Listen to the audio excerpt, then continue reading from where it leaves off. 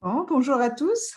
Merci d'être parmi nous et de nous rejoindre pour ce premier webinaire qu'on organise donc avec Inès Gravé.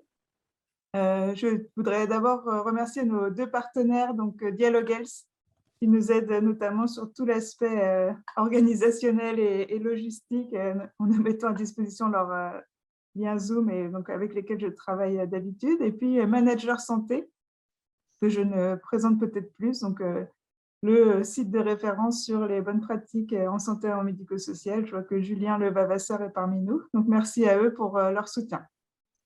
Alors, donc, on a un peu la pression avec Inès Gravé. Ça fait plusieurs semaines, mois, donc on parle de faire un webinaire et donc on se lance enfin pour ce premier événement qui est, on l'espère, le début de d'une série. Alors, donc on a 1 heure et qu'on a bien sûr prévu un programme très chargé. Je vais partager mon écran de nouveau. Oui, je partage mon écran de nouveau. Tu prendras la relève après, Inès. Donc, vous l'aurez compris sans doute au vu du titre de notre webinaire. Donc, pour cette première session, si tu n'as pas un designer dans ton hosto, tu as raté ta vie. Notre ton va être volontairement assez décalé par rapport au sérieux habituel des présentations dans le champ de la santé et du médico-social. Donc, évidemment, je n'arrive pas à changer. Ah, voilà. Alors, qui sommes-nous? Donc, Inès Gravé et donc Émilie Lebé-Thomas. Nous sommes toutes les deux des directrices d'hôpital qui avons des parcours qui sortent un peu de l'ordinaire. On a eu envie de voir un peu plus loin que le monde de l'hôpital pour des raisons X ou Y. Et donc, moi, depuis 4 ans maintenant, j'habite à l'étranger, aux États-Unis et maintenant en Allemagne. Et donc, je me consacre en particulier à partager des bonnes pratiques et des connaissances sur le système, les différents systèmes de santé et du médico-social à l'international.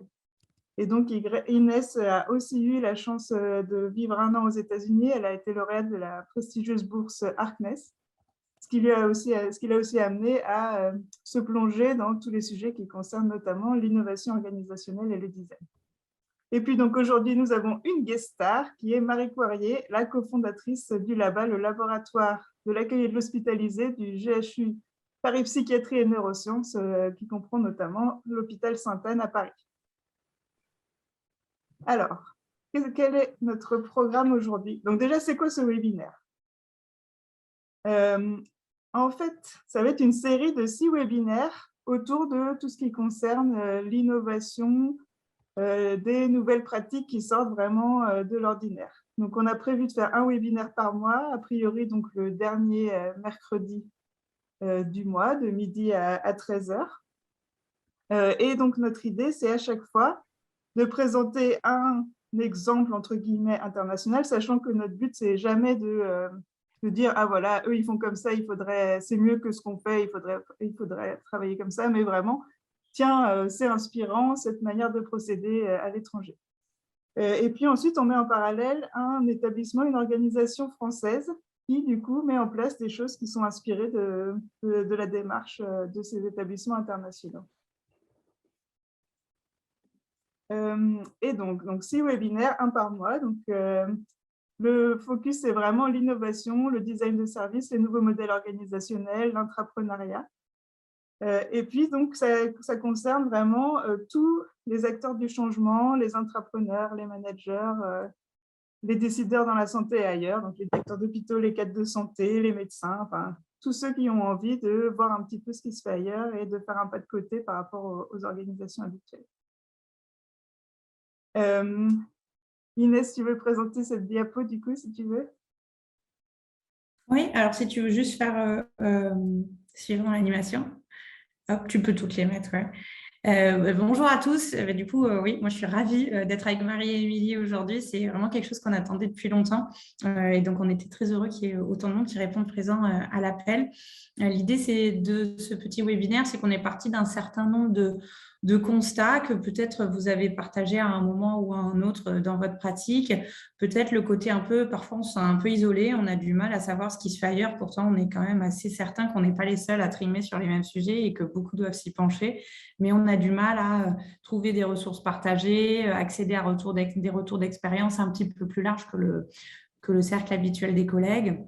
Et donc, du coup, l'idée de cette communauté-là, c'est d'arriver à réunir un peu plus de monde avec des angles précis, comme le disait Émilie, sur les sujets innovation, sur les sujets design, nouveaux modèles organisationnels, sur lesquels il est difficile de trouver beaucoup de monde en même temps qui travaille sur le sujet. Aussi, c'est de partager des contenus inspirants qui élargissent un peu notre vision entre organisations et systèmes de santé, d'aller voir parfois loin ce qui se passe, mais aussi tout près et ce dont on n'a pas connaissance et qui se passe juste à côté en fait.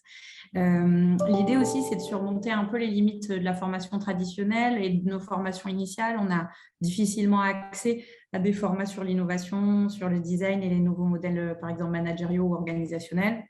Et donc, l'idée, c'est de pouvoir avoir ce partage de connaissances et de compétences-là et d'avoir une démarche un peu, une dynamique apprenante entre nous. Et puis aussi, peut-être que derrière cet écran, il y a aussi des gens qui sont parfois un peu dépassés par la charge de travail quotidienne et qui sont preneurs de retrouver un peu de mise en capacité, une mise en envie d'agir sur les sujets pour se retrouver et se ressentir avec un impact positif dans sa pratique. Et du coup, le partage de ressources et aussi le partage de difficultés, on ne va pas se le cacher, c'est parfois aidant.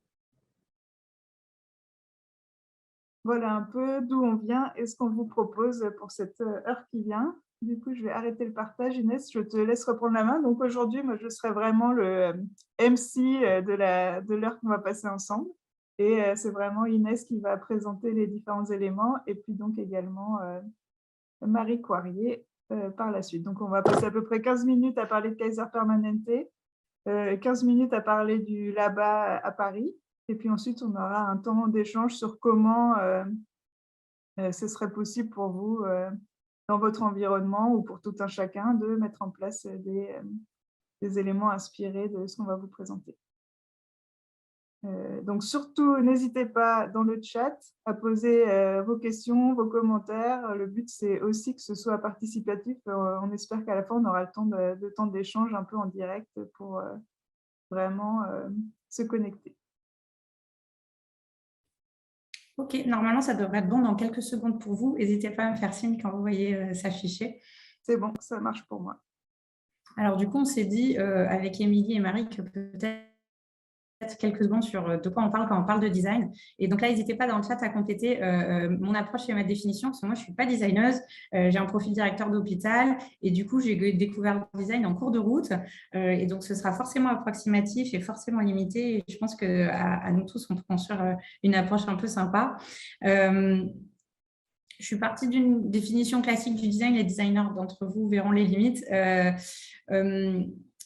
D'abord, c'est une méthode de résolution de problèmes qui est centrée sur les besoins utilisateurs. Alors, des méthodes de résolution de problèmes, on en a quand même déjà pas mal à l'hôpital. Il y a l'approche qualité, il y a l'approche performance. Mais là, le design est distinctif par la place qu'il laisse aux usagers et aux utilisateurs et comment il les intègre à chaque étape de sa pratique, qui est à la fois composée de techniques, mais aussi de posture. Et on insistera beaucoup là-dessus, c'est-à-dire qu'il ne suffit pas d'utiliser les techniques auxquelles recourt le design, qui sont souvent issues des sciences humaines ou de l'ingénierie, par exemple les interviews quali pour les sciences humaines, par exemple. Mais il y a également des postures qui ont beaucoup d'importance et souvent on peut combler un peu le manque d'outils par une posture assez authentique. Et puis, pour concevoir des solutions innovantes, vous savez que le design, on entend beaucoup parler aujourd'hui. Vous allez le voir passer sous différentes appellations. Le design de service, quand c'est pour concevoir plus particulièrement des services à partir des usages qui sont observés sur le terrain. Le design social, donc dans l'application du champ social. Vous le voyez beaucoup porté aujourd'hui par des institutions comme la CNSA, par exemple. Aux États-Unis, il y a carrément, et dans le monde anglo-saxon, un mouvement du Human-Centered Design qui essaye de se faire distinctif par rapport à d'autres branches et d'autres courants du design autour des valeurs et des besoins des êtres humains concernés par la situation, le patient, l'aidant, le professionnel.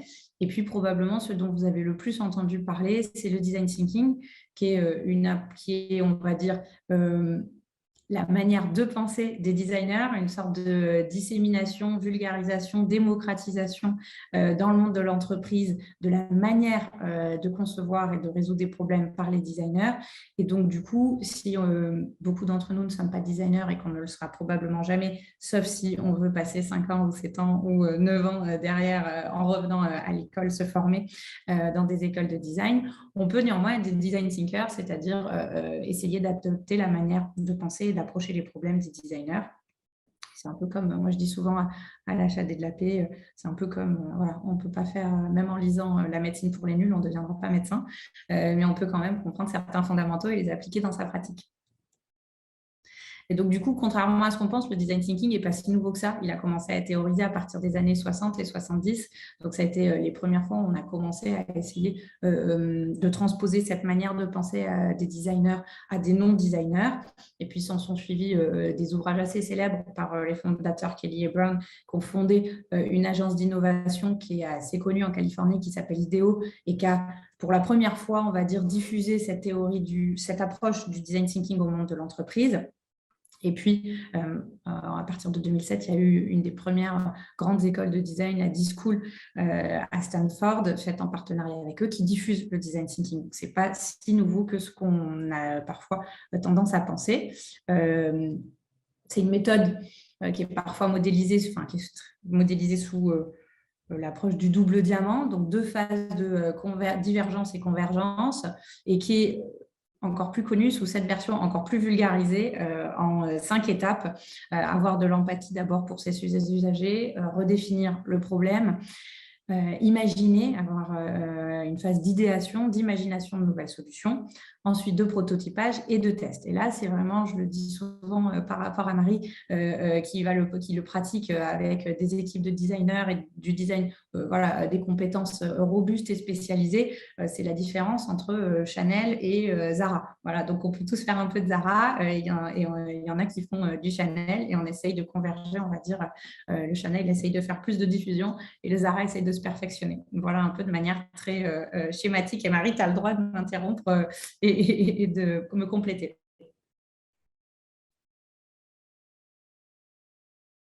Du coup, il y a des bouquins qui ont beaucoup vulgarisé et disséminé le design dans le monde de l'entreprise comme une nouvelle méthode de porter l'innovation, de façon de porter l'innovation et de résoudre les problèmes résistants. Quand on parle d'innovation, on parle de comment on résout des problèmes résistants par des solutions qui vont rentrer dans les usages. Ce n'est pas de l'invention, c'est vraiment des choses qui vont rentrer dans les usages. Change by Design de Brown est un de ces ouvrages-là. Et puis, il y a eu de la publication dans des revues professionnelles respectées comme la Harvard Business Review, mais il y a aussi aujourd'hui de la publication dans des revues à comité de relecture scientifique, comme par exemple, nous, dans la santé, le New England Journal of Medicine, qui a commencé à publier sur les bénéfices que peut apporter l'approche design avec d'autres méthodes d'amélioration qu'on a déjà aussi dans le monde de la santé. Et puis, vous le voyez passer parce qu'il y a déjà des champions de l'innovation qui ont des départements design assez puissants, comme Google, évidemment, Amazon. Un exemple qui est assez intéressant pour nous dans la santé, c'est IBM, parce qu'ils ont une culture qui n'est pas celle-là à l'origine. Ils ont une culture d'ingénieurs pur et dur. Et donc, faire rentrer le design et le design thinking à IBM, ça n'a pas été si facile que ça. Et il y a des parallèles intéressants qui peuvent être faits avec la santé, où on n'a pas la même culture professionnelle et parfois, voilà, on a certaines caractéristiques culturelles qui peuvent être bloquantes. Les géants du conseil s'y sont évidemment intéressés. C'est pour ça qu'on voit aussi aujourd'hui beaucoup des grands cabinets de conseil absorber des studios et des cabinets et des boîtes de design. Mais les gouvernements aussi, chez nous en France, alors un des premiers labos d'Inno, c'était le Mind Lab. Mais en France, on a la direction interministérielle à la transformation publique qui porte ces sujets-là, qui les outille, qui les défriche pour un certain nombre d'administrations. Ils sont plus connus dans la fonction publique d'État et la fonction publique territoriale, mais ils commencent aussi à faire du chemin dans la fonction publique hospitalière. Et puis certains des champions du secteur de la santé qu'on connaît bien, les champions américains comme la Mayo, comme John Hopkins, comme Kaiser, on va en parler, ont des départements design avec des compétences de design spécialisées. Voilà, un peu pour dresser un portrait de ce qui se passe sur le design. La première partie de notre intervention je regarde l'heure en même temps, on voulait la dédier sur un retour d'expérience dans ces webinaires. On se disait on allait peut-être faire à chaque fois un retour un peu peut-être un peu lointain, un peu flashy, inaccessible, et puis après quelque chose de beaucoup plus proche et réel et concret auquel on puisse se raccrocher. Et donc dans la série Il se la raconte, on se disait que ça pouvait être opportun de parler du modèle de Kaiser Permanente. Donc moi j'ai passé un an auprès de ce système de santé qui est basé en Californie aux États-Unis. Peut-être juste dire un mot sur ce qu'est Kaiser pour pouvoir le remettre en contexte. Donc Kaiser, c'est le premier système de santé intégré en termes de nombre de personnes desservies au monde. Non, c'est deuxième ou troisième au monde et premier aux États-Unis, pardon. Et un système de santé intégré, pour rappel, c'est une organisation qui réunit à la fois l'assurance et l'offre de soins. Et dans le cas de Kaiser, qui rassemble assurance-offre et au sein de l'offre, offre hospitalière et offre ambulatoire et sanitaire et médico-sociale. Donc, c'est, on va dire, des organisations à géométrie que l'on ne connaît pas en France, puisque en France, on a l'assurance et l'offre très séparées et le sanitaire médico-social un peu séparé quand même. Donc, ils sont présents sur une dizaine d'États aux États-Unis. C'est une organisation qui est intéressante par sa taille, puisqu'elle peut être comparée, par exemple, à des grosses machines comme on peut avoir en France, comme la PHP. Donc, il y a un peu plus de 200, quasiment 220 000 agents qui travaillent pour Kaiser. C'est un modèle intéressant, parce que souvent, on parle de la Mayo Clinic, mais la Mayo Clinic, c'est une petite boutique hyper performante et innovante, mais on est sur des échelles qui sont assez réduites, alors que Kaiser, on est vraiment sur un mastodonte qui est sur plein de pays, sur plein d'États différents, et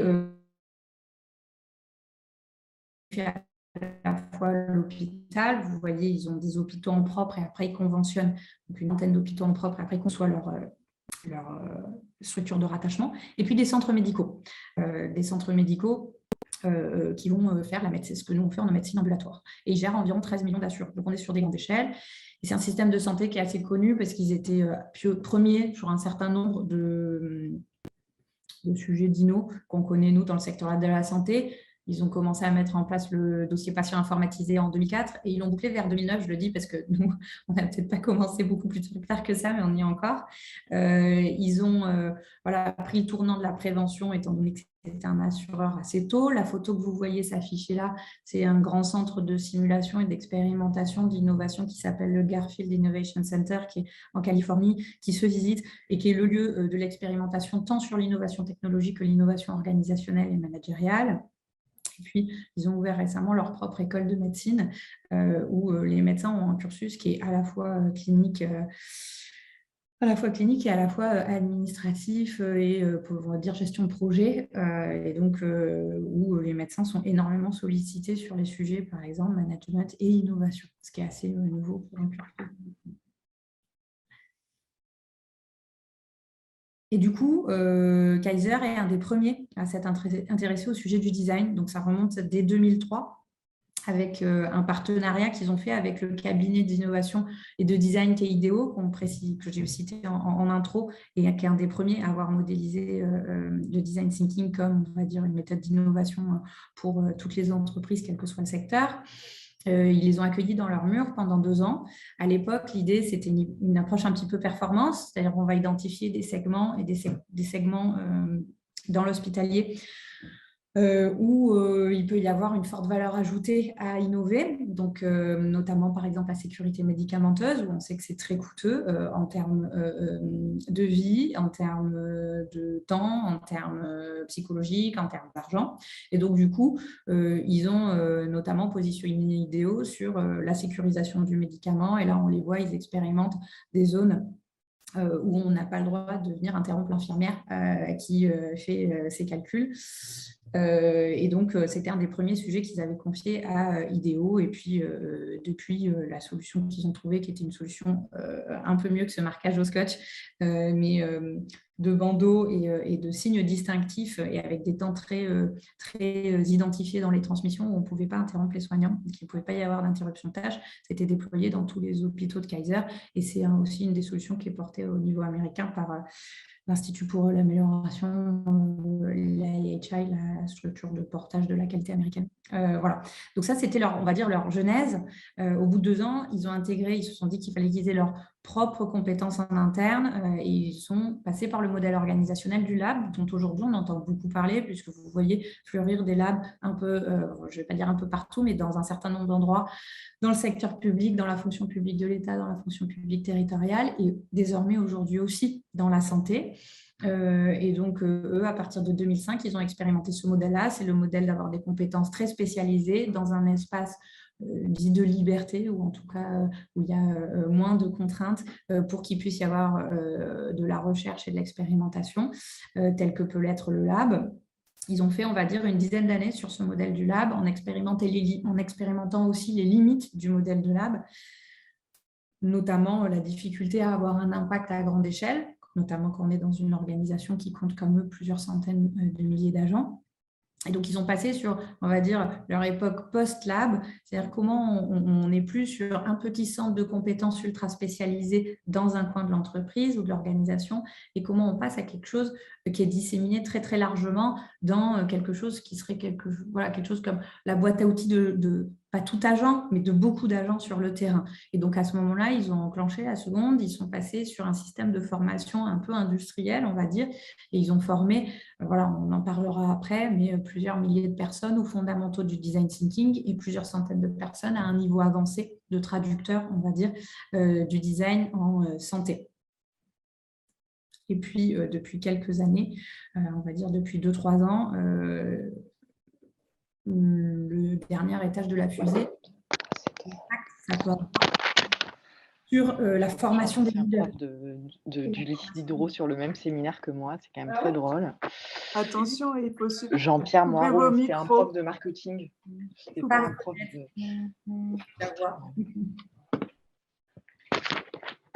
Et du coup, voilà, la dernière étape de l'étage de la fusée, c'est la formation des leaders et voilà. Donc, par exemple, chez Kaiser, ils ont revu avec la Harvard Business School, par exemple, la formation de leur top management et leur top leadership en intégrant un certain nombre de segments sur l'innovation et notamment sur le design. Alors, comment ils sont passés d'une compétence de niche à une transformation d'entreprise à grande échelle? Alors, si on se place quasiment 20 ans après, puisqu'ils ont 20 ans de recul, leur stratégie, ça a été d'abord d'aligner design et priorités stratégiques, donc de positionner le sujet du design de service sur les priorités de l'organisation, par exemple la sécurité médicamenteuse, aujourd'hui la santé mentale, on en parlera après, mais de ne pas mettre le design sur des sujets qui soient trop éloignés de ce du cœur du réacteur. Ensuite, leur deuxième, on va dire, fil rouge, c'est d'essayer de surmonter la dichotomie entre le besoin de compétences spécialisées en design et la démocratisation. Donc, ils ont eu une phase de tension qui s'est retrouvée dans une série de pays anglo-saxons entre jusqu'où on va dans la démocratisation du design et donc vers le design thinking sans annihiler le besoin d'avoir des compétences très spécialisées. Et donc, du coup, eux, ils ont vraiment fait un clair choix d'avoir des centres qui réunissent des designers dans les différentes sous-spécialités du design et aussi de former à grande échelle. Mais ça ne s'est pas passé sans tension. Concentrer aussi les pratiques du design sur le design sur des pratiques déterminantes pour transformer l'organisation. Il y a des pratiques dans le design, par exemple, de mise en empathie envers les usagers, de captation de l'expérience usager, de l'expérience utilisateur qui sont très transformatrices pour nos organisations, qui ont tendance à aborder les problèmes et à les qualifier par le biais de l'organisation et par le biais des process et par le biais du leadership aussi. Et donc, du coup, ils ont beaucoup mis le paquet là-dessus, par exemple, en introduisant la vidéo-ethnographie, le fait de filmer en ethnographie les patients, les aidants et les professionnels pour bien comprendre les usages sur le terrain. Et puis, d'autres pratiques comme le prototypage, par exemple, qui sont assez éloignées de notre manière de travailler habituelle, où on part tout de suite dans des solutions assez définitives, mais comment on a la capacité à prototyper, expérimenter et réitérer à partir de là. Également de promouvoir aussi autant les méthodes que les postures. Ça, c'est un parti pris assez fort. C'est-à-dire que de ne pas vulgariser les outils type interview qualitative, observation, immersion, sans avoir un vrai accompagnement, formation, coaching sur les bonnes postures, la posture de connexion aux usagers, la posture de engagement émotionnel avec l'autre, et que voilà, une interview ethno avec une super grille d'interview, mais qui est menée alors que la solution elle est déjà décidée en amont, ça ne sert pas à grand-chose. Donc du coup, il y a vraiment eu ce travail de laisser autant de place aux méthodes et aux techniques qu'aux postures et au savoir-être. Et puis aussi d'associer, d'hybrider le design, de ne pas le laisser seul dans son coin et d'arriver à bien l'associer avec d'autres méthodologies sur lesquelles Kaiser était très positionné, comme par exemple l'approche qualité ou par exemple les approches performance. Donc chez nous, le lean est devenu un peu un gros mot dans certains endroits parce qu'il a été instrumentalisé à des fins de sabrage de masse salariale de manière un peu directe, mais ce n'est pas le cas partout. Et pour décortiquer des process complexes, quand même, il n'y a pas beaucoup de méthodologies aussi puissantes que Lean. Et eux, par exemple, on fait voilà, des hybridations très fortes entre design et Lean pour améliorer des process ou en imaginer des nouveaux. Donc, du coup, à quoi ça ressemble un peu le design aujourd'hui chez Kaiser? Donc, il y a 8000 agents. Donc, je rappelle quand même que c'est un groupe qui a 220 000 agents. Donc, 8000, ça fait beaucoup pour nous, mais c'est quand même une structure un peu mammouthesque. Donc, il faut se rappeler qu'ils sont 220 000 au total quand même. Donc, ils ont 8000 agents qui sont formés aux fondamentaux du design sur des formats de 2-3 jours, on va dire, où ils expérimentent le design sur un projet qu'ils connaissent ou voilà, avec lequel ils sont venus et sur lequel ils sont accompagnés. Ça a vocation à leur faire comprendre ce qu'est le design, ce que ça apporte, faire vivre les différentes étapes du design thinking, mais ça n'a pas vocation à les positionner de manière autonome. À l'inverse, il y a environ plusieurs centaines de professionnels qui sont formés à un niveau intermédiaire, qui eux sont formés sur 6 mois et qui eux choisissent un projet sur lequel ils sont en responsabilité de chefferie de projet souvent et qui doivent, ils sont accompagnés et coachés pendant 6 mois pour arriver à un niveau intermédiaire. Aujourd'hui, chez Kaiser, on retrouve du design spécialisé, donc des designers et des gens qui ne sont pas des designers, donc des médecins, des infirmiers, des logisticiens, des administratifs purs, des qualiticiens formés au design thinking dans à peu près toutes les grandes fonctions de l'entreprise, que ce soit les RH, que ce soit… Alors, évidemment dans le département innovation, mais pas seulement. On va en trouver au RH, on va en trouver à la qualité, on va en trouver en recherche et développement, on va en trouver, alors ils ont des départements marketing que nous on ne va pas retrouver, mais on va le retrouver dans quasiment toutes les fonctions, même je crois dans les fonctions finance ou dans du dur de l'administratif. Et puis ils commencent à avoir une expérience du coup pour l'avoir appliqué à un spectre très très large de projets, que ce soit concevoir des nouveaux process, des nouvelles interactions, des nouveaux métiers, des nouveaux objets, des nouveaux espaces dans le secteur de la santé.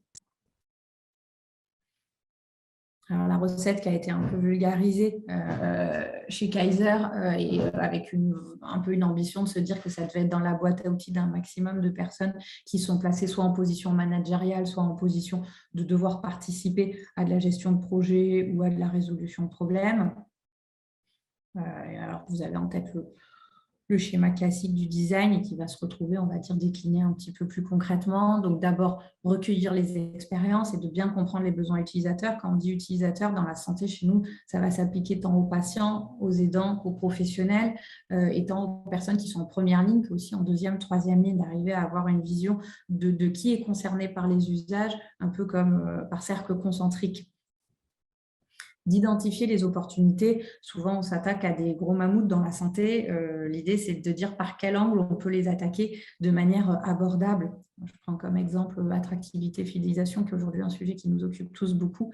Comme ça, l'attaquer comme ça, tel quel, voilà, c'est un peu chaud, vous en conviendrez. Et c'est pour ça que beaucoup de nos démarches ne donnent pas forcément le résultat qu'on attend et on n'arrive pas à avoir l'impact qu'on voudrait avoir. L'idée étant de comment on découpe cette accroche-là de manière qui nous mette en capacité d'avoir un impact à petite échelle et à échelle réplicable ensuite. De générer des idées, donc ça c'est le temps qui souvent est le plus connu dans le design thinking, le temps du brainstorming. On a des images de post-it souvent qui nous viennent dans la tête. L'idée c'est d'être en capacité dans des temps contraints de générer beaucoup d'idées et d'avoir une capacité à avoir de la créativité. Concrètement, alors le brainstorming est une technique très connue. Souvent, si le brainstorming n'a pas été préparé avec une vraie recherche de terrain et de compréhension des usages, avec un vrai temps aussi passé sur les inspirations, qu'elles soient proches ou lointaines, souvent ça tombe un peu creux, ça fait un peu vide. Et puis on se dit en sortant, bon, c'était chouette, mais bon, je ne sais pas trop où ça va aller après ça. Et c'est pour ça que des fois, le brainstorming peut être un peu déceptif. Et puis, sélectionner les idées. Alors là, c'est l'idée, voilà, même si on peut pas partir très, très loin en brainstorming, c'est de pouvoir sélectionner les idées qui soient les plus importantes et les plus faisables. La question des indicateurs, ça, c'est une question qui souvent n'est pas posée chez nous.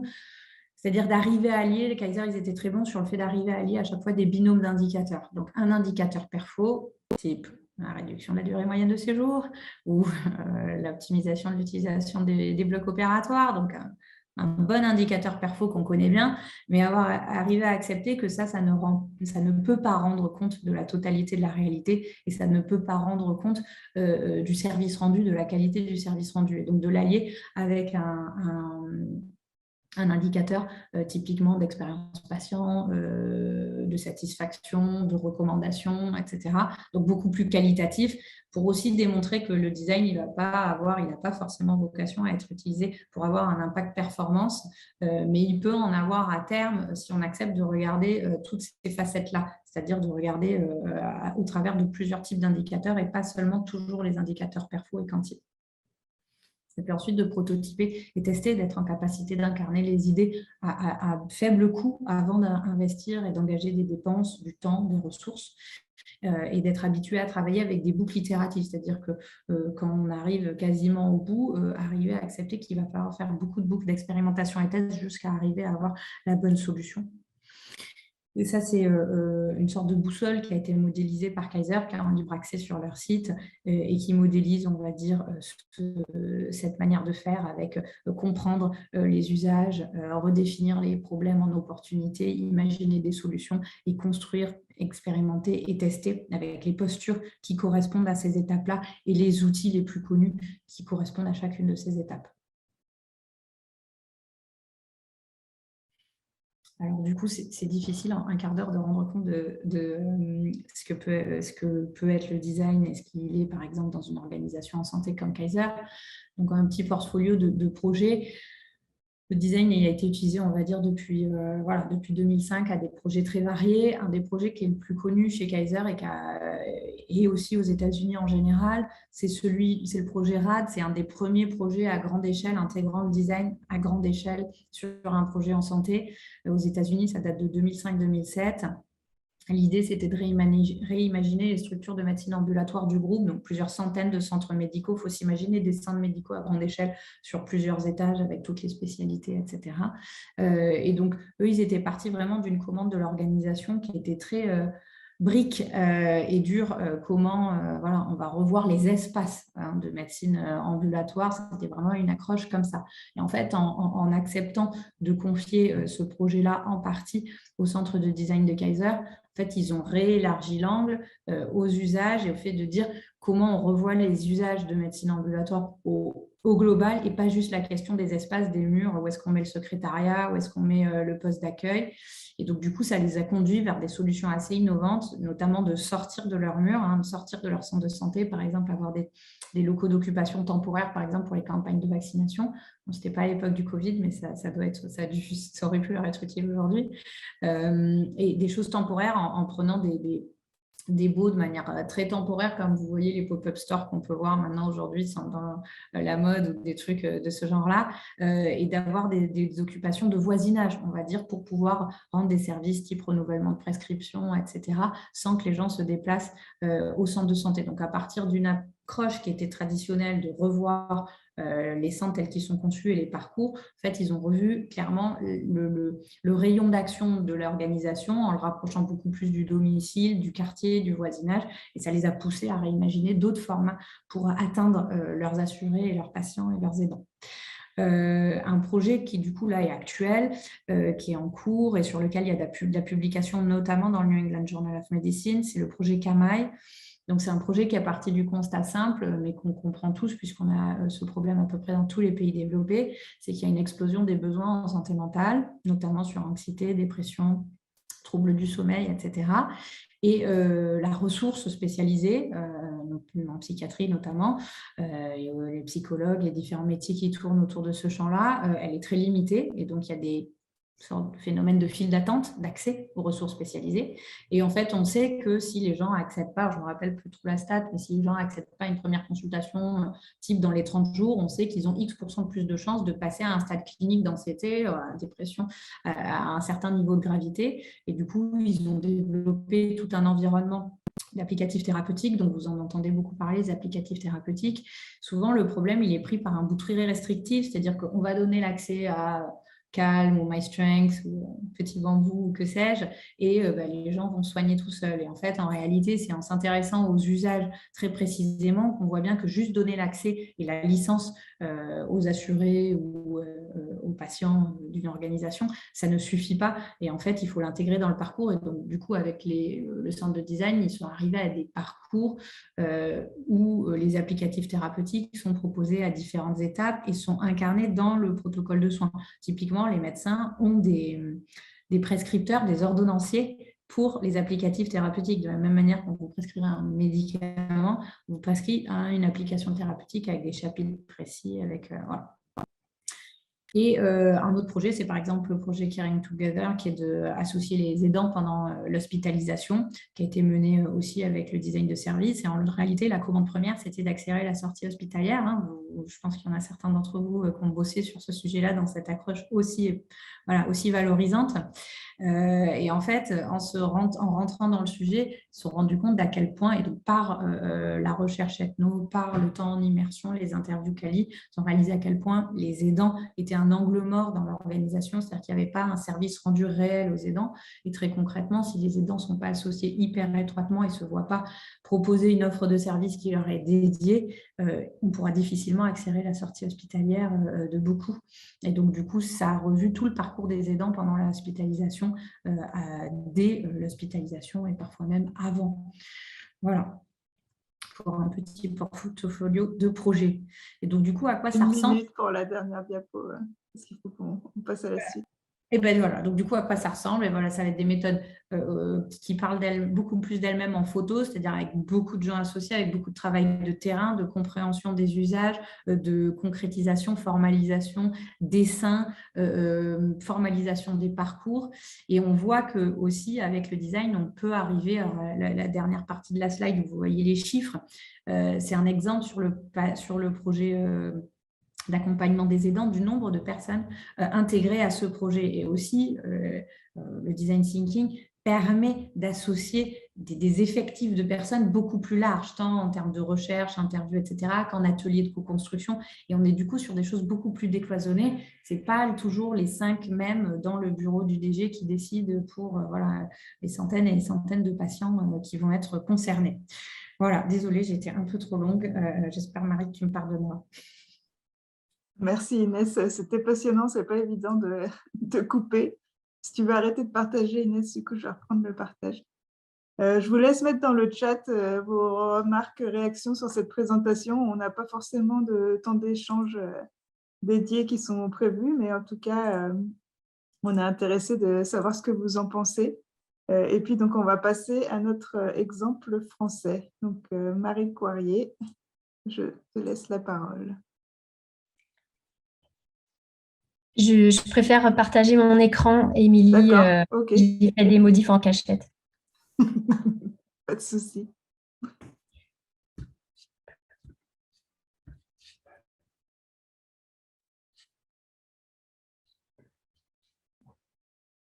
Je ne sais pas si vous le voyez bien. C'est parfait, c'est super. Tout d'abord, merci beaucoup à Inès et Émilie pour leur invitation, à Dialogue Health et Manager Santé, de pouvoir donner un écho à ce sujet. Parce qu'on peut avoir l'impression dans ce petit cercle qu'on en parle beaucoup, mais en vérité, on n'en parle pas tant que ça. Moi, je suis Marie Coirier, je suis cofondatrice du LABA, le laboratoire d'accueil et d'hospitalité du GHU Paris Psychiatrie et Neurosciences. Donc, je vais vous présenter en quelques diapos ce que c'est que le LABA, comment on travaille et pourquoi on est peut-être un modeste cousin éloigné français de Capet et de ce que Inès a présenté. Donc le LABA. Alors nous, on est très coquets. On s'appelle un laboratoire d'innovation culturelle par le design. Alors, pour deux raisons. D'abord, parce qu'on associe deux compétences un peu à la matrice du LABA. Il y a le développement culturel et le design. J'y reviendrai. Mais par culture, on entend vraiment au sens anthropologique du terme, c'est-à-dire travailler sur les cultures du lieu, en l'occurrence les cultures de l'hôpital. Et comment est-ce qu'on travaille sur les cultures hospitalières? Par le projet de design. Donc, c'est aussi le projet de design qui est quelque part le révélateur et le poil à gratter pour pouvoir travailler sur des sujets de fond.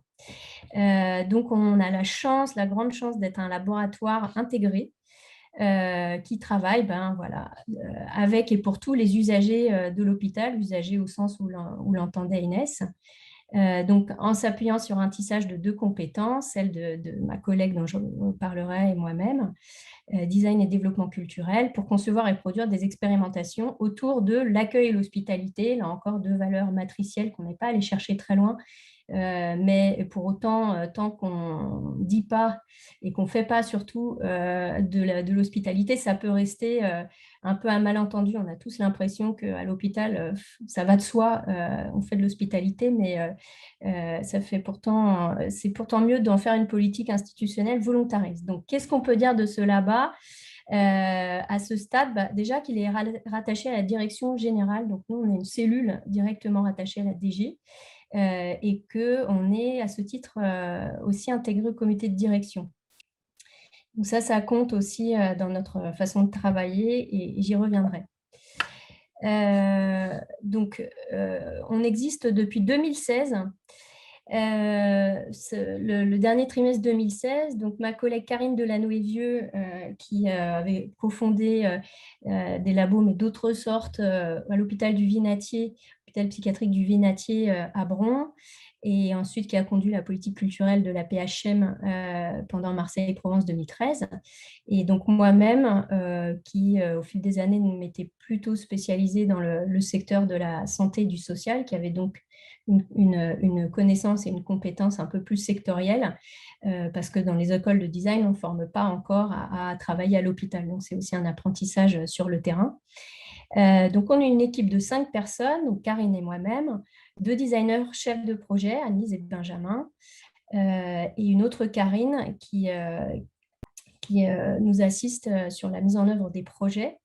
On a aussi la chance d'avoir un doctorant en contrat CIFRE, Gaspard, qui est pour le coup là, un doctorant en histoire contemporaine qui travaille sur la mise en place de la sectorisation.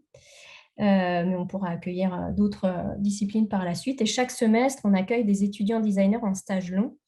On profite d'être à l'intérieur de l'hôpital pour offrir cette possibilité à des étudiants designers, parce que comme je le disais, les écoles de design sont encore pas très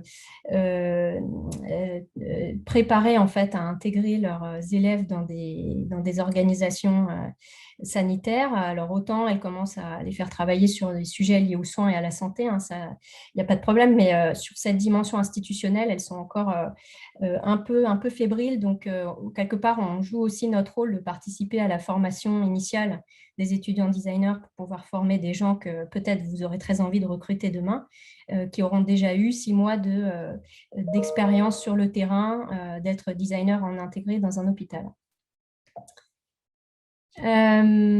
Donc, en quelques dates, donc je l'ai dit en 2016, on démarre. Alors, on a eu une année un peu dans les sous-bois, qui a été fort utile, et j'y reviendrai, d'exploration dans les différents services de soins de l'hôpital. Donc, en psychiatrie, on a adultes, enfants, beaucoup d'ambulatoires, du médico-social, et un pôle de neurosciences. Donc, il a fallu aussi faire le tour de ces 94 sites avec beaucoup de types de services différents, mais aussi de cultures différentes. On est arrivé à l'époque du GHT Paris Psychiatrie et Neurosciences, composé de Sainte-Anne, Maison-Blanche et Perret-Vaucluse. Donc, ça avait beau être 3 hôpitaux psychiatriques qui avaient beaucoup travaillé ensemble depuis 150 ans, ils avaient quand même des pratiques et des cultures et en matière de soins et en matière institutionnelle qui étaient très différentes. Donc, il fallait pouvoir aussi appréhender ces différences.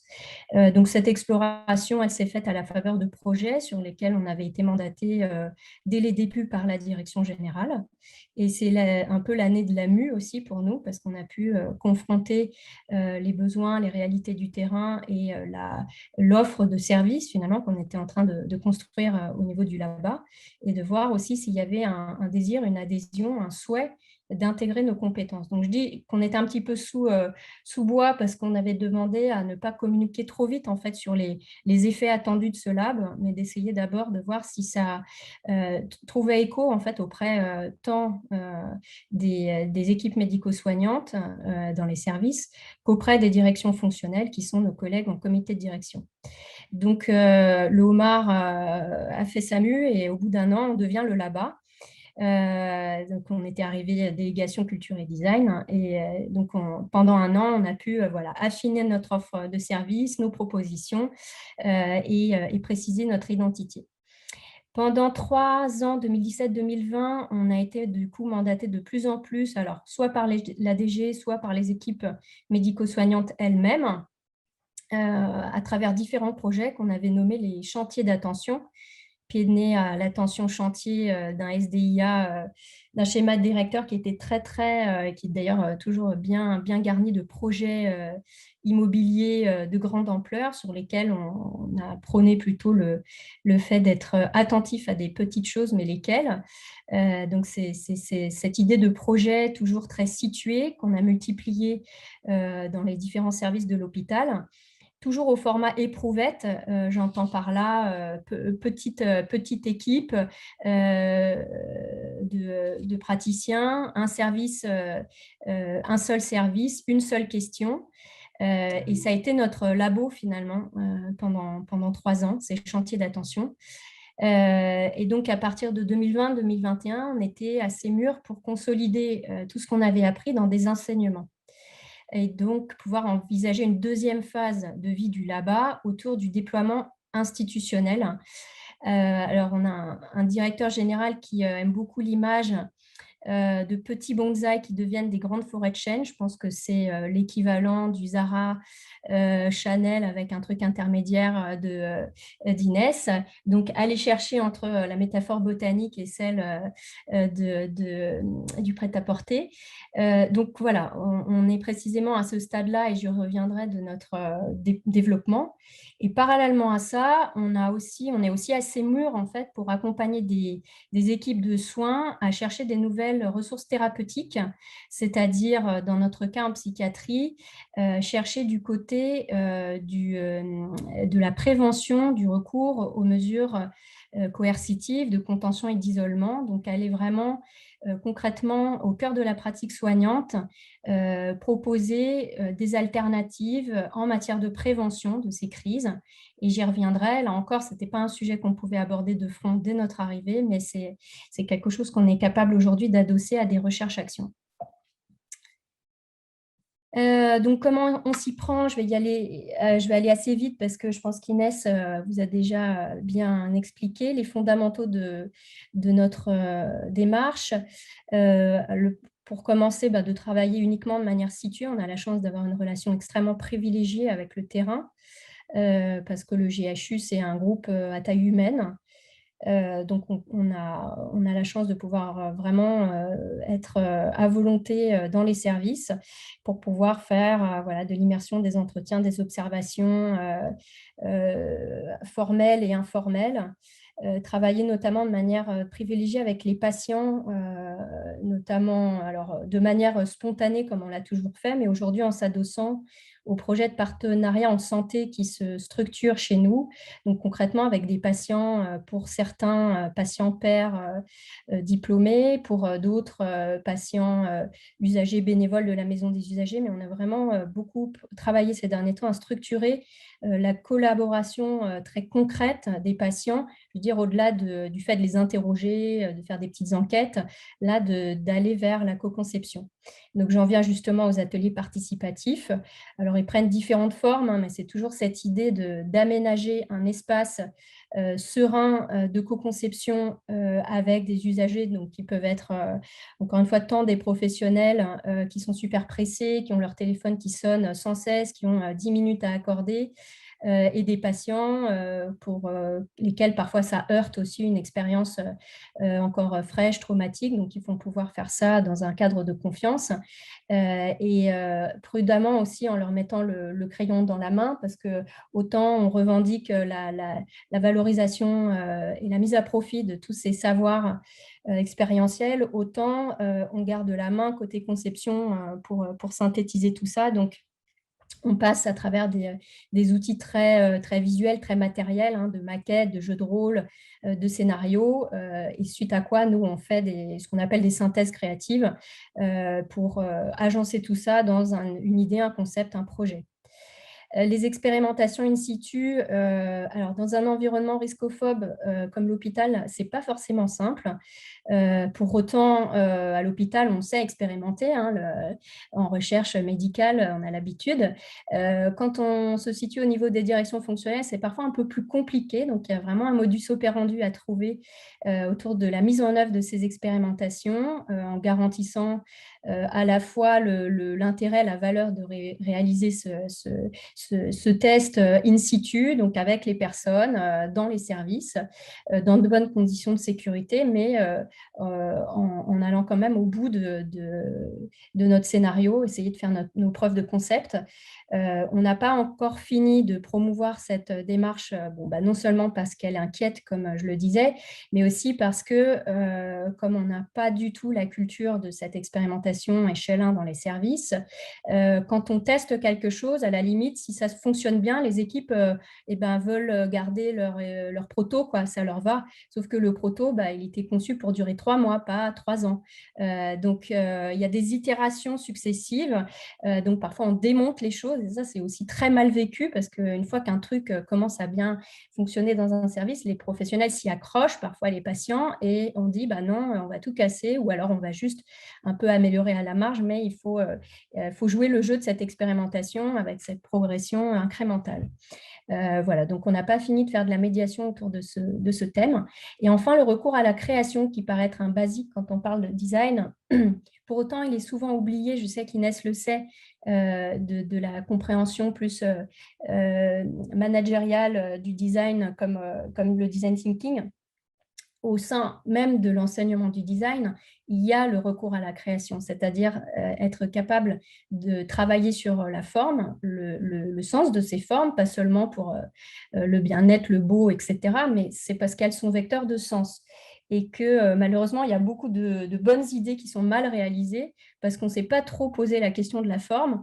On s'est dit que l'idée était tellement super bien que tout le monde allait comprendre et donc on a commandé les mêmes trucs que d'habitude sur le catalogue de l'UGAP et malheureusement, ça fait flop.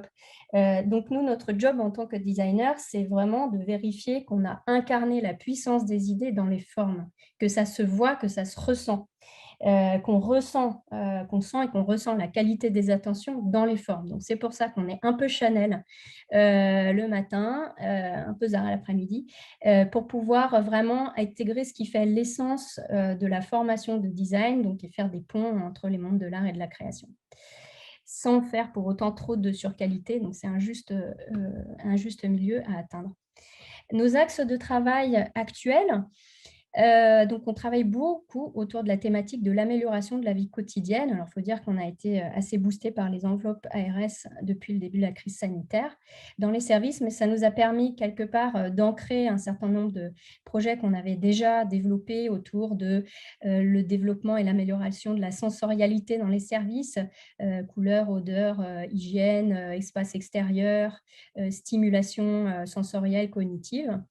tous les projets autour de l'orientation, aider à une orientation plus autonome, favoriser la transmission d'une information compréhensible, lisible pour les utilisateurs. Tout ce qui relève de la convivialité, dans les services de psy-adultes, les séjours peuvent être très longs. Il est quand même aussi beaucoup question d'une médecine de la relation pour se reconnecter à soi-même et aux autres. Donc, il y a beaucoup à faire, en fait, là encore, pour que les espaces soient comme des écrins pour ces liens qui puissent aussi soutenir l'entrée en relation des personnes. Et en ce moment aussi, une grosse thématique autour de l'accueil dans les services intra- et extra-hospitaliers. Qu'est-ce qui fait accueil ?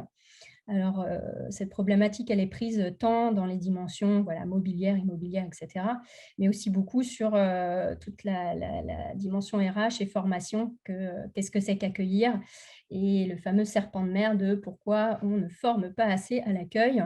On considère que ça va de soi, mais non, c'est un vrai métier, et même un métier très important. Deuxième grand thème, j'en parlais tout à l'heure, les ressources thérapeutiques pour aider à prévenir les crises en psychiatrie. Notre grand thème de recherche, c'est les espaces d'apaisement. Là, on est aidé par les projets de loi isolement contention et on a investi pleinement l'exploration de ce que pouvait être un espace ouvert sans aucune privation de liberté qui redonne aussi un pouvoir d'agir aux usagers. Donc, des services pilotes ont décidé de fermer une chambre d'isolement pour ouvrir un espace ouvert d'apaisement. Qui bouleverse les pratiques soignantes parce que par définition, on est libre d'y entrer et d'en sortir. Et puis, on est libre d'agir sur le lieu. Alors là, on voit une personne qui dessine sur le mur parce que c'est prévu, c'est même possible et encouragé, mais il y a beaucoup d'autres choses qu'on peut faire.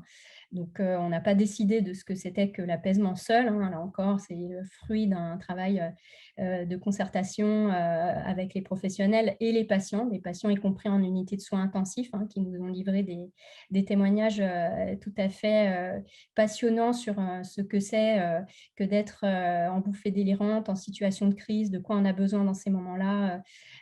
C'était vraiment un travail passionnant. Donc là, on est à la deuxième phase d'expérimentation de ce projet. On est passé d'un site pilote à 5 et maintenant, on est en train de faire la bascule de 5 à 25 et de pouvoir fournir des outils guides pour les cadres de santé qui sont, avec les médecins, les premiers promoteurs et animateurs de ce type d'espace dans les services. Mais nous gardons, dernière brique, notre guichet ouvert, donc appui et conseil au projet des équipes de soins. Donc là encore, les enveloppes PRS font qu'on a une petite file d'attente. C'est la promesse de ne pas devenir un labo tellement de recherche et tellement sophistiqué que du coup, il est plus accessible aux équipes. On reste, on a une hotline et on est présent pour accompagner les équipes dans leurs projets.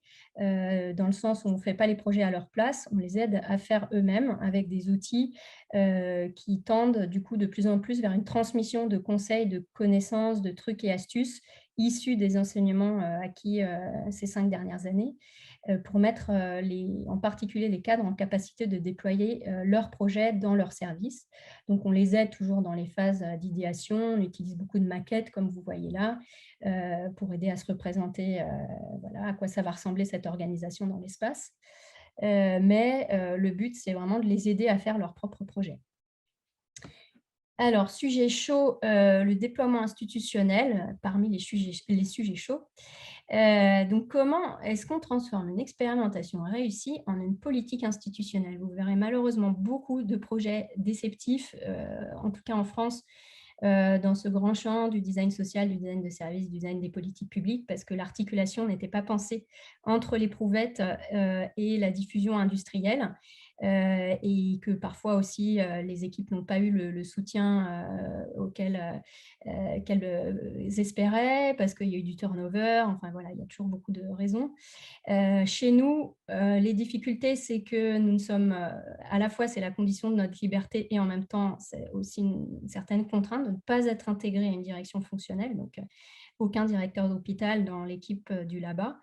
C'est pour ça que je suis très intéressée et curieuse aussi de voir les autres modèles qui fleurissent partout en France, avec d'autres équipes composées autrement, d'autres points de départ pour voir aussi qu'est-ce que ça apporte, où est-ce que ça limite. Enfin, je pense qu'on a vraiment beaucoup à s'apprendre. Quand la reconnaissance de la valeur de l'expérimentation en tant que méthode d'ingénierie de projet n'est pas acquise, hein, c'est ce que disait aussi Inès tout à l'heure, l'essai-erreur, non, on ne connaît pas. Voilà, le test and learn, c'est encore très difficile en fait d'aider à formaliser comment est-ce qu'on passe de l'expérimentation au déploiement institutionnel, ou est-ce qu'on renonce peut-être à certains aspects de l'expérimentation pour ne retenir que ce qui fait vraiment la trame centrale. Et là, je pense qu'il y a vraiment un truc à faire au niveau de la formation continue. Et enfin, quand tout le monde compte sur vous pour déployer le projet, parce que voilà, le propre du design de service, c'est être aussi quelque part l'orchestrateur, le chef d'orchestre. Alors certes, il y a la compétence du design, mais c'est une compétence ici qui est très transversale en fait. On ne parle pas de design d'espace ou de design de produits, etc. C'est vraiment un design qui se veut global, donc qui est capable finalement de concevoir à peu près tout.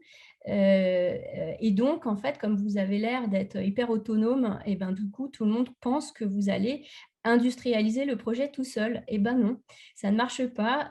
Et d'ailleurs, ça n'est pas l'objectif. Le lab, encore une fois, est une éprouvette et il doit rester une éprouvette et ne peut pas se substituer à une direction fonctionnelle. Donc, ça, c'est un certain nombre de difficultés qu'on rencontre tous les jours dans nos pistes d'action. C'est de rassembler, j'y faisais mention tout à l'heure, nos apprentissages dans des documents référentiels qui sont tantôt adressés aux directions fonctionnelles, tantôt adressés au cadre des unités de soins, et qui toujours, par contre, sont adossés à des formations ad hoc. Donc, vraiment de mettre en capacité les collègues de métisser avec leurs propres préoccupations et leurs propres outils métiers les fondamentaux de la démarche et les enseignements principaux. Et parallèlement, on s'est alors au LABA plus récemment rapproché d'une toute nouvelle direction des opérations qui est chez nous rattachée à la direction des achats et de la logistique, parce que finalement la DOP, c'est vraiment l'allié d'un labo hors direction fonctionnelle comme le nôtre, et on se rend compte que c'est un alliage du coup qui va très bien. Et j'en ai fini avec ma présentation. Je quitte. Super, merci. Bon, alors, toutes nos excuses, on déborde un peu du timing. Donc, ceux qui doivent partir, on partagera le replay. C'était tellement intéressant que c'était difficile de faire plus court. Mais bon, on retiendra la leçon pour les prochaines fois. Oui, vas-y. C'était juste pour dire qu'il n'y a pas que nous. Je sais qu'en ligne, il y a beaucoup d'entre vous qui œuvraient sur ces sujets-là et qui expérimentent eux-mêmes. Je sais qu'il y a Sylvain, il y a Emmanuel, il y a Lidwine, il y a Maude, il y a Mathieu, il y en a plein d'autres. Et donc, l'idée, c'est de pouvoir faire communauté et de partager toutes les expérimentations qu'on sait être en train d'être menées dans ce continent-là de l'innovation publique et du design notamment. Donc, voilà, on a hâte de pouvoir animer cette communauté-là et partager des ressources ensemble. Donc, on avait prévu encore quelques petites étapes. J'avais prévu de vous passer un petit extrait de l'étude de cas vidéo qu'on a tournée au LABA l'année dernière, mais on n'a pas le temps, donc je vous ai mis le lien donc, avec Dialoguels. En fait, comme on ne pouvait plus vraiment organiser de voyage d'études, on a mis en place une plateforme de partage de bonnes pratiques. D'ailleurs, je rappellerai aux étudiants de l'HESP qui sont là parmi nous que le HESP a pris un abonnement et que donc ils ont accès à tous les contenus. Alors, on va passer donc au reste des diapositives rapidement. On va se donner vraiment 15 minutes maximum. Hop, vas-y Inès. Voilà, c'était ça. Voilà. Je voulais absolument qu'ils se sentent invités. Et donc voilà, donc peut-être en quelques mots de plus, il y a aujourd'hui des centres d'innovation et des centres de design un peu partout dans le monde. Il y a notamment dans le monde anglo-saxon des laboratoires d'innovation et de design avec des appellations différentes, avec des périmètres parfois distincts, mais qui réunissent ces compétences spécialisées-là dans les grandes institutions hospitalières et de santé américaines, anglaises notamment, en Australie, en Nouvelle-Zélande aussi. On retrouve des labos d'inno. Souvent, ils ont un site et parfois, ils partagent leurs projets, etc. Donc, n'hésitez pas à aller faire un tour. Et en France, on a de plus en plus d'initiatives et de collègues hospitaliers ou du monde de la santé hors hôpital qui travaillent sur ces sujets-là, justement, qui les outillent, qui expérimentent sous le format lab ou sous un autre format organisationnel, qu'ils aient un profil médecin, administratif ou designer, autres du monde de l'innovation, sciences humaines, gestion de projet, etc. On sait que aussi les écoles de formation s'intéressent aussi à ce sujet-là. Elsa qui est en ligne porte pour l'école des hautes études en santé publique ces sujets-là, les ponts à faire entre santé et innovation publique, design. Et donc, du coup, voilà, on est très heureuse de lancer le webinaire et de se lancer. Et on a hâte que d'autres parmi vous puissent partager et présenter à notre place dans les prochaines sessions. Peut-être pour dire, on avait créé un groupe LinkedIn à un moment qui s'appelait Les Étincelles, si vous cherchez. Vous pouvez le rejoindre et on essayait, bon, c'est pas très dynamique encore, mais d'avoir un espèce de partage. Et sinon, sur la page de l'événement, vous pouvez aussi partager vos initiatives et ce que vous faites, qui vous est, pour qu'on ait un peu cette vision de ce qui bouge en France. Alors, pour nous, c'était important d'avoir une section qui s'appelle « Trois petits pas ». L'idée, c'est vraiment de dire, voilà, on vous a présenté des choses qui sont soit géantes, soit quand même bien avancées, comme au GHU Paris Psychiatrie et Neurosciences. Et donc, l'idée, c'était de vous donner l'opportunité de réfléchir, chacun dans votre contexte, si vous n'êtes pas déjà engagé dans un laboratoire de design, aux trois petits pas que vous pourriez faire dès demain pour commencer à marcher dans la direction d'une organisation qui soit plus centrée sur le design et qui applique les principes du design. Voilà, donc Inès, je te laisse. Peut-être, Marie, si tu veux, c'était… Ouais. Marie, vas-y, je te compléterai. Ça marche. Donc, un enseignement dans l'histoire du LABA, ça a été de ne pas, l'écran a disparu, de ne pas construire ex nihilo le positionnement du lab, mais de le faire vraiment à partir du terrain. D'affiner notre problématique sur le terrain en faisant un travail intensif auprès des équipes soignantes, auprès des directions fonctionnelles pendant plusieurs mois. Donc, c'est le bon bain de subjectif, de qualitatif résumé ici par Inès. Donc, c'est vraiment, ça peut paraître aller de soi, mais parfois, on fait quand même l'inverse. C'est vraiment de construire à partir du terrain le positionnement du lab. Inès, tu veux peut-être compléter ? Oui, comme tu disais, on est habitué à travailler tous à l'hôpital sur des ressources voilà, très quanti, perfo, très objectives et souvent voilà, sur la base des rapports d'un petit cercle restreint d'institutions.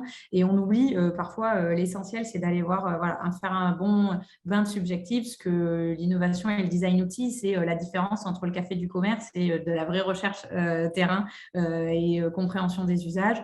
Et on peut le faire à toute petite échelle avec quelques interviews. On peut commencer par interviewer quelqu'un à la machine à café, faire un portrait anonymisé de patient, commencer son codir ou une réunion d'équipe en lisant une réclamation. Et en fait, vous commencez à tenir le bout aussi d'une histoire qui doit interpeller sur les trous dans la raquette qu'il y a dans nos organisations et aussi qui va être force de conviction ensuite pour pouvoir faire avancer. Alors, avancer à bas bruit, c'est les sous-bois auxquels je faisais référence tout à l'heure. Donc, encore une image, c'est ne pas vendre la peau de l'ours avant de l'avoir tué. Donc, de ne pas trop vite en fait, annoncer tonitruant un super labo d'innovation avec le design, sauf si vous avez envie de crisper vos collègues. Donc, en fait, de commencer d'abord par définir ce que c'est, par réunir l'adhésion des personnes et réfléchir en fait à ce que c'est que ce lab et ce qu'on veut mettre derrière. Par exemple, se demander si l'objectif, c'est vraiment d'intégrer une nouvelle compétence et que le lab, finalement, s'institutionnalise, ou l'objectif est-il plutôt, avec un lab, avec une obsolescence qui aurait été calculée, c'est de se disséminer, de se dissoudre, de former. Donc ça, c'est des questions importantes qu'il faut se poser avant de commencer voilà, la grande communication tapageuse avec les mots qui parfois excitent, parfois irritent, innovation, design, etc. Donc vraiment, ne pas essayer de vous mettre d'accord avec vos hiérarchies pour ne pas trop vite communiquer et d'abord avoir des choses à proposer, des choses à présenter, des premiers résultats et un cadrage à peu près précis.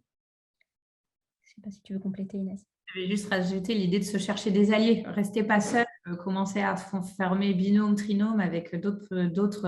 Alors moi, j'ai mis frustré de préférence, un petit clin d'œil. Je pense que si beaucoup d'entre nous, c'est intéressant à l'innovation et au design, c'est que d'une certaine manière, le système tel qu'il est, nous semble parfois imparfait et pouvant être amélioré. Et du coup, voilà, de ne pas perdre l'envie de changer et l'envie d'avoir un impact. Et donc, de ne pas hésiter à recruter dans voilà, les différents profils de rebelles, déviants positifs, corporateurs et autres contradicteurs qui peuvent s'avérer être de très bons alliés pour porter des démarches innovation parce qu'ils ne se sont pas résignés. C'est vraiment un excellent conseil. J'aime beaucoup les déviants positifs.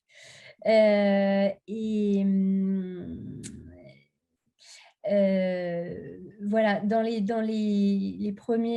vos premiers terrains, en fait, pour faire vos preuves de concept, c'est à la fois d'essayer d'identifier des sujets qui ne sont pas des macro-sujets organisationnels regardés, scrutés par tous. C'est peut-être d'aller dénicher des sujets plus discrets qui, en tant que tels, se sont pas révélés être un sujet institutionnel, donc peut-être personne n'a pesé l'importance, et d'aller plutôt du coup privilégier des petites questions qui n'en sont peut-être même pas, qui n'ont pas été identifiées comme telles, pour pouvoir tester en sécurité, sans avoir les projecteurs tout de suite dessus.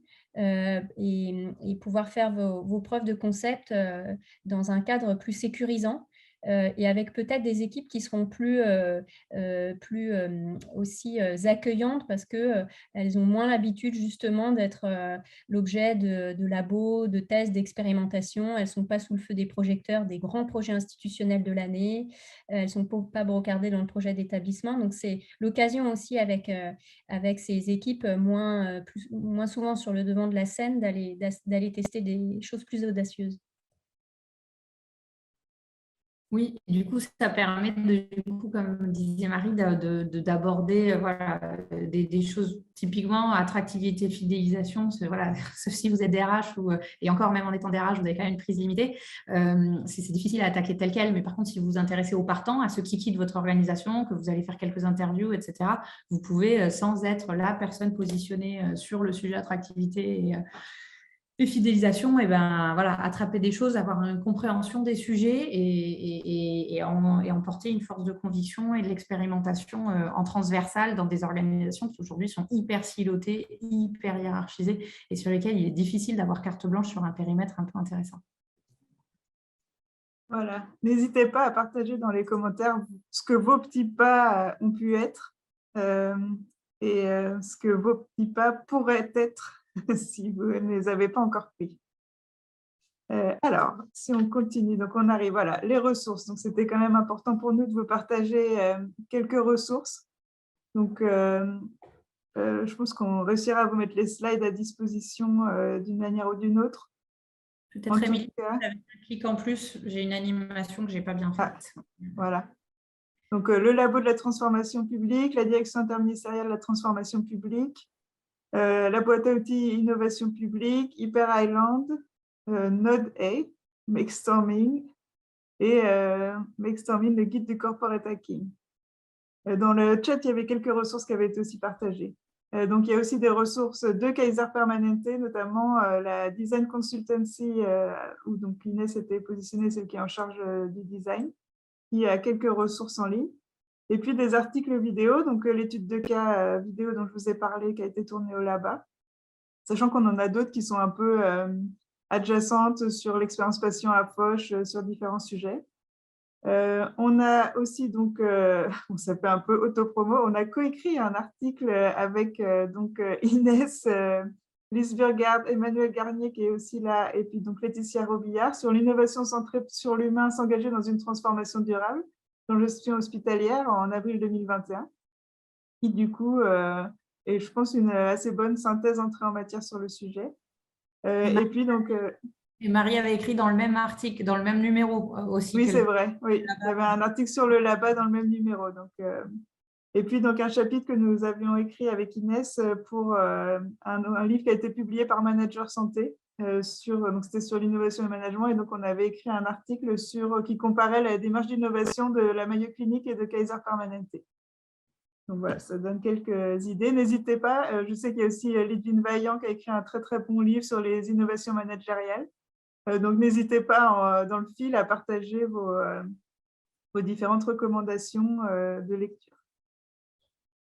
Et donc, comme on vous le disait, on a prévu plusieurs épisodes. Alors, vous constaterez qu'on garde notre ton assez décalé avec un rendez-vous qui est pris pour le 23 février. Donc, c'est un mercredi, là aussi, de 12h à 13h. Bon, je ne sais pas si on garde 13h ou on assume que ce soit 13h15. Donc, le sujet, c'est « Ça sent le roussi pour la bureaucratie ». Et là, donc, notre exemple international, ce sera Buurtzorg. C'est une organisation de soins à domicile des Pays-Bas qui s'est débarrassée de la bureaucratie et notamment des lignes hiérarchiques. Et donc, je crois qu'ils ont plus de 70 000 infirmiers et professionnels de soins à domicile qui sont organisés en petites équipes indépendantes. J'ai vu que Guillaume Alzec nous avait rejoint. Il y a vraiment un mouvement qui se développe en France depuis de longues années. Et donc, l'idée, c'est de faire un peu ce point sur Buurtzorg. Et on aura un invité qui s'appelle Arnold Fouquet et qui, du coup, sera présent pour nous présenter son expérience dans les Hauts-de-France. Voilà. Ah oui. Et donc, on est en train de réfléchir déjà au sujet suivant. Et donc, je vous partage un petit sondage pour savoir quels sont les sujets qui vous intéresseraient pour le prochain, le webinaire numéro 3, qu'on puisse d'ores et déjà commencer à l'organiser. Si vous avez d'autres idées que celles qu'on a présentées, n'hésitez pas là aussi à les mettre dans le chat. Et si vous représentez l'une de ces propositions et que vous souhaiteriez témoigner pour la partie France, n'hésitez pas aussi à nous contacter, notamment si vous avez une structure d'intrapreneuriat dans votre établissement de santé ou médico-social. On a quelques idées sur cette thématique-là si on l'a fait, mais on est toujours preneur de découvrir des nouvelles bonnes pratiques. En France, on n'a pas l'habitude de se vendre ni de partager ces bonnes pratiques. Et donc, il faut que ça cesse. Donc, partagez ce que vous faites, dites-nous, échangeons. L'idée, ce n'est pas de donner des leçons, mais de vraiment savoir ce qu'on fait, créer des solidarités et travailler ensemble.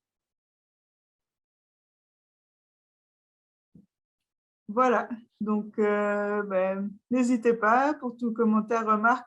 C'était enregistré, donc on va essayer de partager le replay sur l'événement LinkedIn et puis sur nos pages YouTube. Merci encore à nos partenaires, Manager Santé et Dialogue Health, pour nous avoir soutenus à mettre en place ce projet qu'on avait en tête depuis très longtemps et qu'on est assez contente d'avoir pu mettre en place. Un grand merci à vous tous pour tous vos commentaires. C'est passionnant et c'est chouette qu'il y ait déjà des ressources qui s'échangent. Donc voilà, c'était très chouette de pouvoir vous croiser ce midi.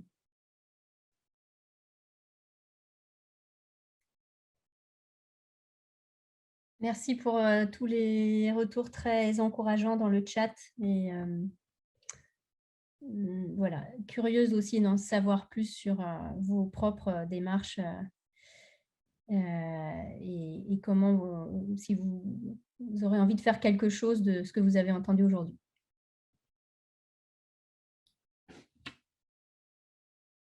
Alors, le sondage est il y a l'expérience patiente qui...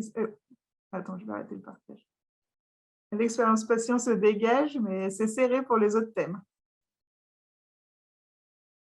Ok, impec, bonne note. Il nous faudra trouver un titre aussi décalé. Oui, c'est ça va pas être... j'ai tout à fait confiance dans ta capacité à... Du savoir-faire. dans ta créativité sans limite.